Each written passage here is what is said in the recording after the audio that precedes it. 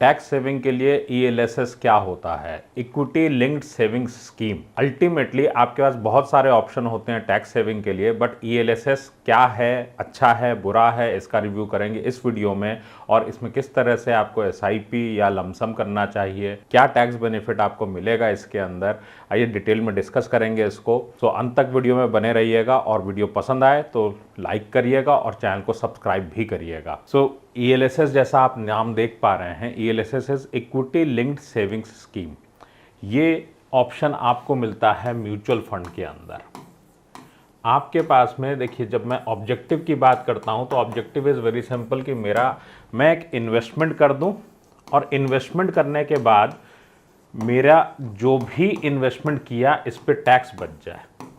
तो टैक्स कितना बच जाता है, कैसे बच जाता है? तो टैक्स बचाने के लिए सिंपल सा है, आप टू 1.5 लाख आप इन्वेस्ट कर सकते हैं इसके अंदर, बट जो भी आप इन्वेस्ट करेंगे वो आपकी इनकम से रिड्यूस हो जाएगा अगर आप ओल्ड टैक्स रिजीम के हिसाब से अपना आईटीआर फाइल करते हैं। तो न्यू में इसका कोई बेनिफिट नहीं मिलेगा।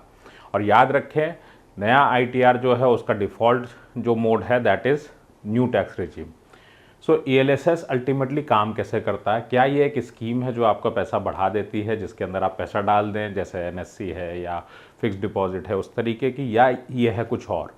जैसा हम लोग हमेशा बात करते हैं, इस स्कीम में आपका पैसा लगा होता है इक्विटी यानी कि शेयर्स में। शेयर्स में पैसा लगा है म्यूचुअल फंड के, और इसमें जो भी बाजार का उतार चढ़ाव है उसके according up and down valuation होती है। अगर आपको लगता है कि आप इसमें इन्वेस्ट करते हैं तो हो सकता है आपको इस तरीके का रिटर्न आए, लेकिन याद रखें ये अकेला प्रोडक्ट है। इसके अंदर में जो लॉक इन होता है वो आपका लॉक इन है इसके अंदर 3 इयर्स का। अगर आप सीनियर सिटीजन नहीं हैं तो दूसरा कोई भी प्रोडक्ट नहीं है जिसके अंदर लॉक इन जो हो वो 3 साल का हो। दूसरा, इस प्रोडक्ट के अंदर आपको कुछ मिलते हैं बहुत सारे अच्छे बेनिफिट्स। देखिए, as a financial planner last 17 years में मैंने एक बात पाई है कि जब आप किसी भी टैक्स सेविंग में इन्वेस्ट करते हैं टैक्स बचाने के लिए, generally these are wealth killers. आपको जब भी कोई रिटर्न बनाना है, if it is less than inflation, इसका मतलब ये हो गया कि आपका रियल रेट ऑफ रिटर्न जो है वो कम होगा अगर इन्फ्लेशन से कम मिल रहा है। तो एनएससी की बात कर लूँ, एफडी की बात कर लूँ, इसके ऊपर भी वीडियो लाऊंगा अलग से, बट उस केस में आपका रियल रेट ऑफ रिटर्न कम होता है। बट यहाँ पे इफ़ इट इज़ इक्विटी, यहाँ पे रिटर्न ज़्यादा हो सकता है, लेकिन यहाँ पे कुछ अनसर्टेनिटी होती है। क्या होती है अनसर्टेनिटी? हम एक बात जानते हैं कि हमने 0 ईयर आज की डेट में हमने पैसा डाला, 3 साल का लॉक इन है। मैं अगर 5 ईयर्स के टर्म में बात करूँ तो मेरा पैसा मुझे बढ़ के आ जाएगा, इसकी संभावना 90% है। अगर मुझे डर लगे तो मैं इसी को 5 की जगह 7 ईयर्स कर दूं तो मेरी संभावना लगभग 99% हो गई पैसा बनाने की। अब बात क्या आती है कि मेरा पैसा मान लीजिए 3 साल के लिए, आपके पास दूसरा ऑप्शन भी तो नहीं है।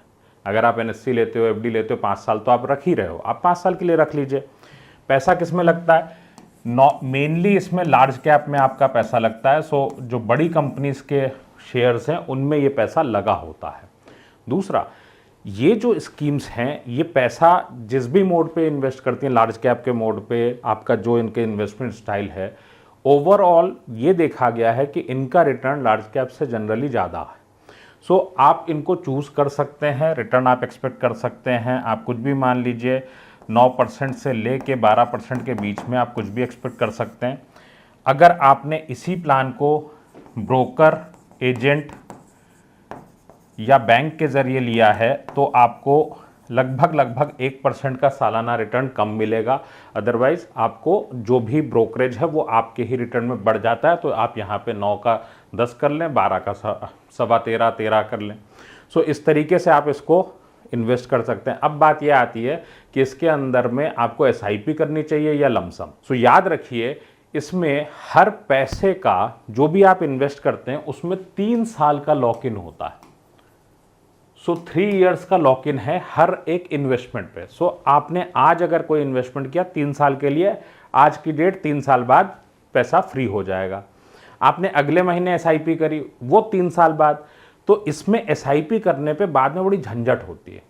आप अगर चाहें, आपको 1.5 लाख रुपए लगाना है या 50,000 लगाना है, जो भी आपकी आवश्यकता है, उतना अमाउंट आप 2-3 पार्ट्स में डाल दीजिए। सो आप लमसम भी कर सकते हैं और आप इसके अंदर में एसआईपी भी कर सकते हैं, चॉइस इज योर्स। एसआईपी के केस में मुझे जो दिखता है, एसआईपी में इसमें झंझट फील होती है कि एक एक इंस्टॉलमेंट को ट्रैक करना पड़ता है, कौन सा इंस्टॉलमेंट फ्री हुआ।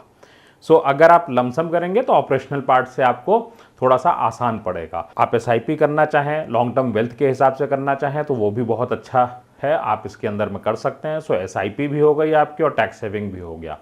सो ये चीज़ आप कर सकते हैं। बट आपको क्या टैक्स सेविंग की ज़रूरत है, ये सवाल आपको अगर मन में है कि कितना आपको टैक्स सेविंग करने की ज़रूरत है एक्चुअल में, क्योंकि टैक्स सेविंग में जब आप इन्वेस्ट करते हैं तो आपका पैसा ब्लॉक होता है और वेल्थ क्रिएट करने के एंगल से हमें ब्लॉक नहीं चाहिए होता है, पैसे को ब्लॉक नहीं करना है किसी भी हाल में। अगर आप 10% के टैक्स ब्रैकेट में क्या जरूरत है, 20% के टैक्स ब्रैकेट में क्या वाकई जरूरत है 30% में, क्योंकि आप हर 10% को बचाने के लिए वहां पे बहुत बड़ा अमाउंट एक ब्लॉक करते हैं। अगर आपका पर्पज है वेल्थ क्रिएशन तो याद रखिए पहले वेल्थ क्रिएशन की बात करें, टैक्स सेविंग बाय डिफॉल्ट हो जाए। सो वेल्थ क्रिएशन में अगर ये वीडियो से कोई इंफॉर्मेशन मिल पा रही है तो आपके लिए फाइनेंशियल एजुकेशन सबसे ज्यादा जरूरी है। You can join our money IQ course. 3 दिन की वर्कशॉप होती है जिसमें ट्यूसडे से थर्सडे तक शाम को 7:30 बजे मैं करता हूं आपके लिए लाइव वर्कशॉप, जहां पे आप सीख पाते हैं अपना रिटायरमेंट प्लानिंग, वेल्थ क्रिएशन, आपके जो भी खराब प्रोडक्ट्स, क्योंकि मैक्सिमम लोगों के पास सेविंग के बाद खराब इन्वेस्टमेंट्स होते हैं।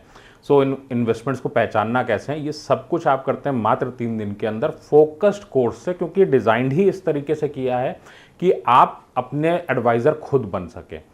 और ये सब मिलता है आपको सिर्फ 299 में। अगर आपके पास टाइम कम है तो आप रिकॉर्डेड सेशन ले सकते हैं जो कि 499 में मिलता है, साथ में मिलती है मेरी ई बुक उसमें। So links are in the description. Start learning now.